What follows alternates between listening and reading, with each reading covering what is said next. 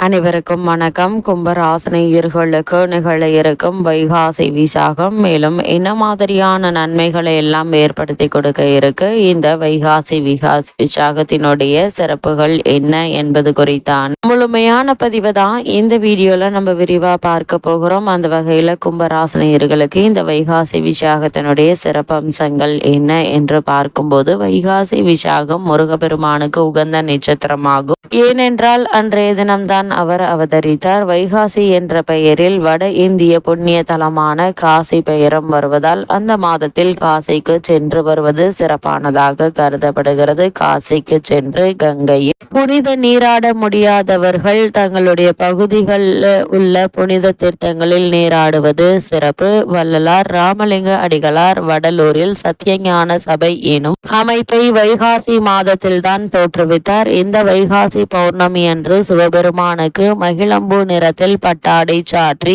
108 பத்மராக கற்களால் மாலை அணிவித்து எல் சாதம் நிவேத்தியம் செய்து வழிபட்டால் பாவங்கள் நீங்கும் என்பது நம்பிக்கை. சென்னை திருமுல்லை வாயிலில் உள்ள மாசிலாமணீஸ்வரர் கோவில் வைகாசி பௌர்ணமி அன்று இறைவனும் இறைவியும் லிங்கத்தில் ஐக்கியமாகும் விழா மிக சிறப்பாக கொண்டாடப்படுகிறது. தென் மாவட்டங்களில் உள்ள பெரும்பாலான கோவில்களில் இந்த வைகாசி மாதத்தில் தான் கொடை விழாக்கள் நடைபெறுகின்றன. இஷ்வாகு வம்சத்திற்குரிய நட்சத்திரமாக இருப்பதால் விசாகம் அமைந்துள்ள கோள் நிலையில் ராம ராவண யுத்தம் நடந்ததாக ராமாயணம் கூறுகிறது. மணிபல்வ தீவில் திவத்திலக என்ற காவல் தெய்வம் தோன்றி மணிமேகலையிடம் வைகாசி பௌர்ணமி என்று கோமுகி என்ற பொய்கையில் அல்ல குறையாது அமுத சுரபி எனும் அட்சய பாத்திரம் வெளிவரும். உலக மக்களின் பசிப்பினியை போக்குவதற்காகவே இப்படிப்பட்ட அட்சய பாத்திரத்தை உனக்கு வழங்குகிறேன் என்று கூறி மறைந்தது. இதன்படியே மணிமகளை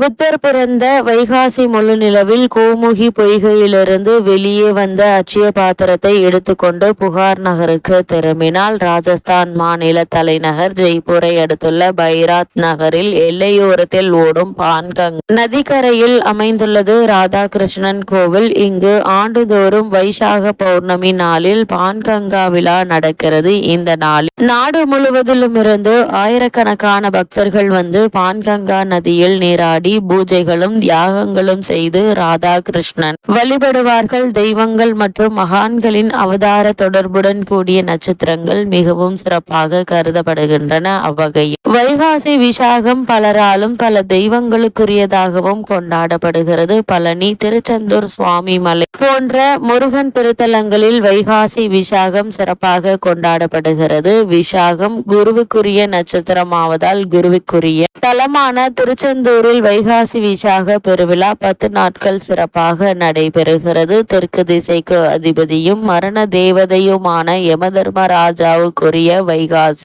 விசாகமேயாகும். அன்று யமதர்மராஜனை வழிபட்டால் நீண்ட ஆயுள் கிடைக்கும் என்பது ஐதீகமாக உள்ளது.